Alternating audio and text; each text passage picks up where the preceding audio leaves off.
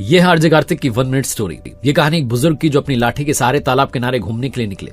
तब वो देखते हैं कि कछुआ तालाब में से बाहर निकल करके आता है। एक बिच्छू उसकी पीठ पर जंप करके बैठ जाता है और कछुआ उस बिच्छू को लेकर के दूसरी पार तैरते हुए जाने लगता है। बुजुर्ग भी स्पीड बढ़ाते हैं और किनारे किनारे दौड़ते हुए चले जाते हैं। उस पार पहुंचते हैं, जाकर के देखते हैं कि वो बिच्छू जो था कछुए की पीठ पर से उतर चुका है और एक पगडंडी के सहारे मंदिर की ओर बढ़ता चला जा रहा है। बुजुर्ग को लगता है कि क्या होने वाला है। वो आगे जाकर के देखते हैं कि वहां मंदिर के प्रांगण में आंगन में जो एक भक्त जो है ध्यान मुद्रा में बैठा था, भगवान की भक्ति कर रहा था, आंखें बंद थी।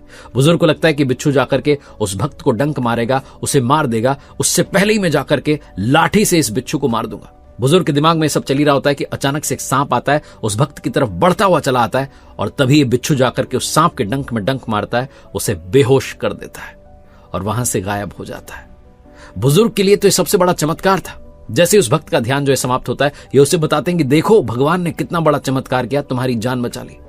वो भक्त बेचारा भगवान को प्रणाम करके फिर से धन्यवाद करने लगता है। तभी प्रभु उसके ध्यान में उससे कहते हैं कि बेटा, वो बुजुर्ग जो तुम्हें जानता भी नहीं था, वो अपनी लाठी लेकर के तुम्हें बचाने चला आया। मेरी लाठी तो तुम्हें बचाने आने ही वाली थी। मैं ही बिच्छू बनकर आया था तुम्हारी जान बचाने के लिए।